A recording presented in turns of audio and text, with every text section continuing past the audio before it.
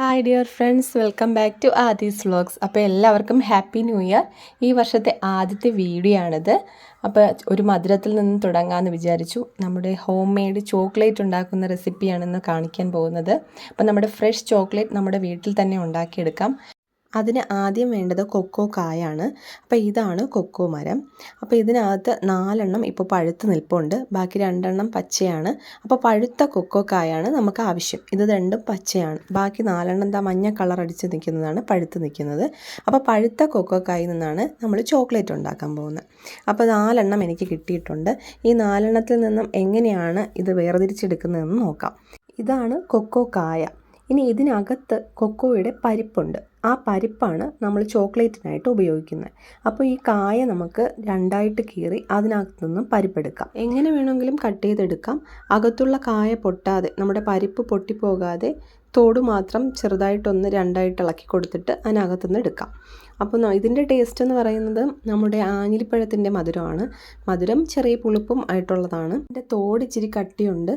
അപ്പം അതിനകത്താണ് പരിപ്പ്. അപ്പോൾ ഇതാണ് നമ്മുടെ കൊക്കോയുടെ കാ പൊട്ടിച്ച് അതിനകത്തുള്ള പരിപ്പാണ് നമുക്ക് ആവശ്യം. ഇതാണ് അതിനകത്തുള്ള പരിപ്പ്. ഇപ്പോൾ കണ്ടോ, ഇത് ആഞ്ഞിലിപ്പഴം മഞ്ഞ കളറ്, ഇതൊരു വൈറ്റ് കളറെന്നേ ഉള്ളൂ. രണ്ടും ഒരേ ടേസ്റ്റാണ് ഏകദേശം.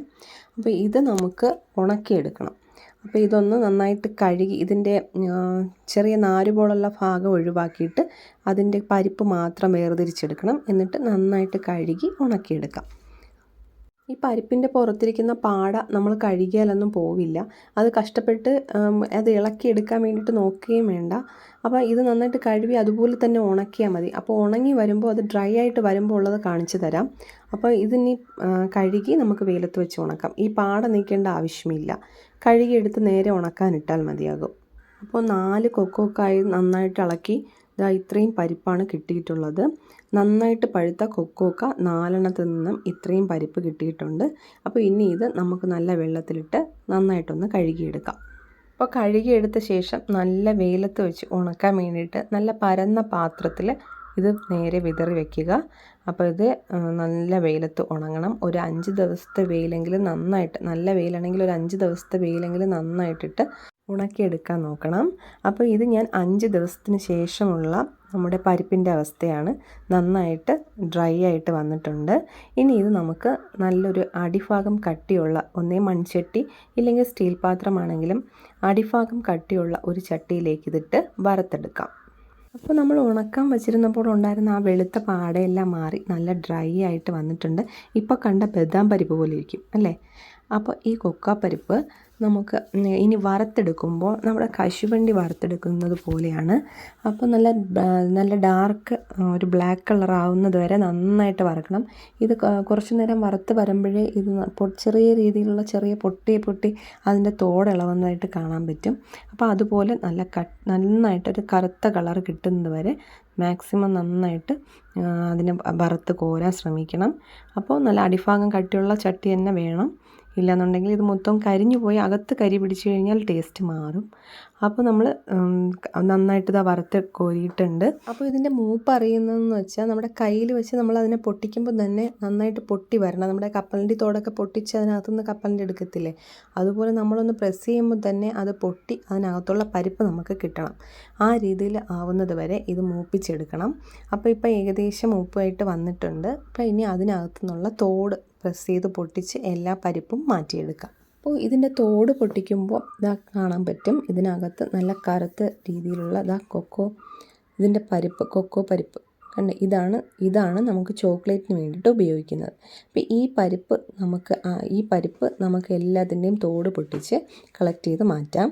നമ്മുടെ നാച്ചുറലായിട്ടുള്ള ചോക്ലേറ്റും കൊക്കോ ബട്ടറും ഒക്കെ ഉണ്ടാക്കിയെടുക്കാൻ ഉപയോഗിക്കുന്ന കൊക്കോ കായുടെ പരിപ്പ് ഇതാണ്. ഈ ഡാർക്ക് കളറിലിരിക്കുന്ന ഇതാണ് കൊക്കോ കായുടെ പരിപ്പ്. നമുക്കിനി ഇത് വെച്ചിട്ടാണ് ചോക്ലേറ്റ് തയ്യാറാക്കി എടുക്കേണ്ടത്. അപ്പോൾ ഇനി എന്താ ചെയ്യേണ്ടതെന്ന് വെച്ചാൽ, ഇത് നമുക്ക് മിക്സിയുടെ ജാറിലിട്ട് നന്നായിട്ട് അടിച്ചെടുക്കണം. അപ്പോൾ ഇത് ചെയ്യുമ്പോൾ ശ്രദ്ധിക്കേണ്ട കാര്യം എന്ന് വെച്ചാൽ, കുറേ സമയം എടുക്കും ഇത് അടിച്ചെടുക്കാനായിട്ട്. ഇതിൽ നിന്ന് ബട്ടർ വരാനായിട്ട് കുറച്ച് സമയം എടുക്കും. അപ്പോൾ അതുവരെ മിക്സി ഇങ്ങനെ നിർത്തി അടിക്കണം. നന്നായിട്ട് ചൂടാകും മിക്സി. അപ്പോൾ കുറച്ചായിട്ട് നിർത്തി നിർത്തി അടിച്ചെടുക്കാൻ ശ്രമിക്കുക. ആദ്യം ഒരു പ്രാവശ്യം മാത്രം പൗഡറായിട്ട് കിട്ടിയാൽ പോരാ, നമുക്ക് അതിൽ നിന്നും ബട്ടർ ഇറങ്ങണം. ബട്ടർ ഇറങ്ങാൻ വേണ്ടിയിട്ട് നമുക്ക് എങ്ങനെയാണ് ഞാൻ ഓരോ സ്റ്റെപ്പ് ബൈ സ്റ്റെപ്പായിട്ട് കാണിച്ചു തരാം. ഇത് കണ്ടോ, ഇത് പൗഡറാണ്. നമ്മൾ കുറച്ച് സമയം ഒരു പ്രാവശ്യം അടിക്കുമ്പോൾ തന്നെ ഇങ്ങനെ പൗഡറായിട്ട് പൊടിഞ്ഞ് കിട്ടും. പക്ഷേ ഇതല്ല നമുക്ക് ആവശ്യം. ഈ പൊടിയിൽ നിന്നും നമുക്ക് ബട്ടർ കിട്ടണം. അപ്പോൾ അതിനെ വീണ്ടും വീണ്ടും ഇങ്ങനെ റിപ്പീറ്റായിട്ട് അടിച്ചുകൊണ്ടിരിക്കുമ്പോൾ ഇപ്പോൾ കണ്ടോ, രണ്ടാമത്തെ പ്രാവശ്യം അടിച്ചപ്പോൾ ഇതിൽ നിന്നും ബട്ടർ ഇറങ്ങി വരുന്നുണ്ട്, ചെറിയ കട്ടയായിട്ട് വരുന്നുണ്ട്. അപ്പോൾ ഇനി അതിനെ വീണ്ടും ഇതുപോലെ അടിക്കണം. കുറച്ച് സമയം റെസ്റ്റ് ചെയ്ത് അടിക്കണം. മിക്സി നന്നായിട്ട് ചൂടാകും. അപ്പോൾ ഇങ്ങനെ അടിക്കുമ്പോൾ അതിൽ നിന്നും ബട്ടർ വരും. ഈ കുഞ്ഞുങ്ങളുടെ ശരീരത്തിന് നല്ലതാണ്. അപ്പോൾ ചെറുതിലേക്ക് നമ്മുടെ വീടുകളിൽ നിറയെ കൊക്കോക്ക ഉണ്ടായിരുന്നിട്ട് ഇങ്ങനെയുള്ള ഉപയോഗങ്ങളും ചോക്ലേറ്റ് ഉണ്ടാക്കുന്ന കാര്യങ്ങളൊന്നും അറിയത്തില്ലായിരുന്നു.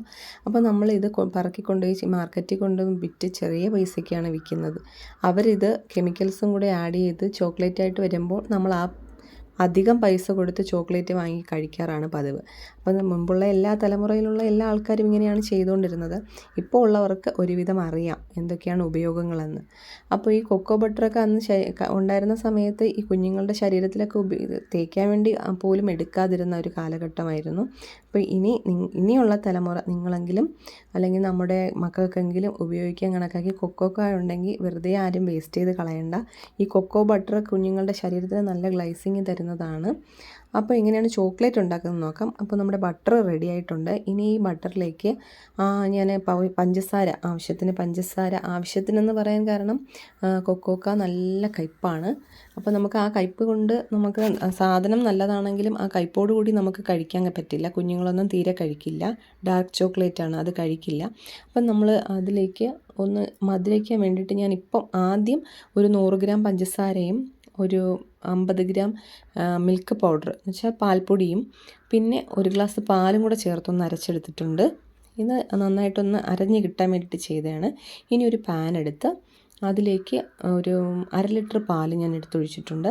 ആ പാല് നന്നായിട്ടൊന്ന് തിളപ്പിച്ച് അതിന് ശേഷം നമ്മുടെ ഈ അരച്ചു വെച്ച കൊക്കോ ബട്ടർ കൂടി ഇതിനകത്തിട്ട് മിക്സ് ചെയ്യണം. മിക്സ് ചെയ്തതിന് ശേഷം ഈ അലിഞ്ഞ് വരുന്നതിനനുസരിച്ച് നമുക്ക് പഞ്ചസാരയും കൂടി ഒന്ന് ആഡ് ചെയ്ത് കൊടുക്കാം. അപ്പോൾ പഞ്ചസാര ആഡ് ചെയ്യുന്നത് ഞാനൊരു 300 ഗ്രാം പഞ്ചസാര മുഴുവനായിട്ട് ആഡ് ചെയ്തിട്ടുണ്ട്. ആദ്യം ബട്ടർ അരയ്ക്കാൻ വേണ്ടിയിട്ട് മിക്സിയിലെ ജാറിൽ 100 ഗ്രാമും അല്ലാതെ ഒരു 200 ഗ്രാം പാൽ തിളപ്പിച്ചപ്പോഴും ആഡ് ചെയ്തിട്ടുണ്ട്. എങ്കിലേ മധുരം കിട്ടുള്ളൂ. നിങ്ങളിത് ചെയ്യുമ്പോൾ മധുരം ഉണ്ടോയെന്ന് നോക്കുക. മധുരം ആവശ്യമുള്ളതനുസരിച്ച് മധുരം ഉപയോഗിക്കണം. കാരണം നല്ല കയ്പ്പാണ്.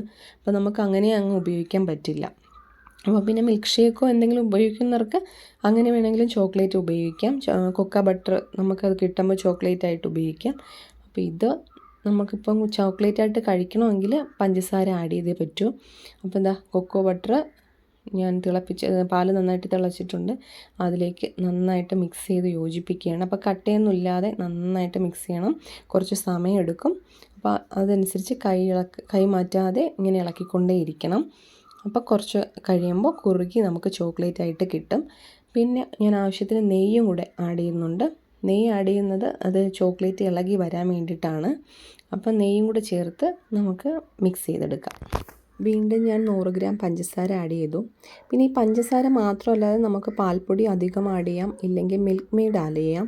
ഇതൊക്കെ ആഡ് ചെയ്യുമ്പോൾ നമ്മുടെ യഥാർത്ഥ ചോക്ലേറ്റിൻ്റെ ടേസ്റ്റ് കിട്ടില്ല. യഥാർത്ഥ ചോക്ലേറ്റ് എന്ന് പറയുന്നത് ഒരു ഭയങ്കര കയ്പ്പാണ്. എന്നാലും നമ്മുടെ ആ ചോക്ലേറ്റിൻ്റെ ഗുണത്തിനേക്കാൾ മുകളിൽ നമുക്ക് പഞ്ചസാരയും മിൽക്ക് മെയ്ഡിൻ്റെയും ഇത് വരും. അപ്പോൾ അങ്ങനെ ചെയ്താലേ കുട്ടികൾ കഴിക്കുള്ളൂ. അതാണ് നമ്മുടെ ഡയറി മിൽക്ക് സിൽക്കൊക്കെ അതിൽ ചോക്ലേറ്റ് കുറവും നമ്മൾ ഈ മധുരത്തിന് വേണ്ടിയിട്ട് ആഡ് ചെയ്യുന്ന സ്വീറ്റനിങ് ഏജൻറ്റുകളാണ് കൂടുതൽ. അപ്പം അങ്ങനെ ഉപയോഗിച്ചാൽ ഇത് കഴിക്കാനായിട്ട് പറ്റും. അപ്പം ഞാൻ ആവശ്യത്തിന് കുറച്ചൊരു 2 ടേബിൾ സ്പൂൺ നെയ്യ് ഉപയോഗിച്ചിട്ടുണ്ട്.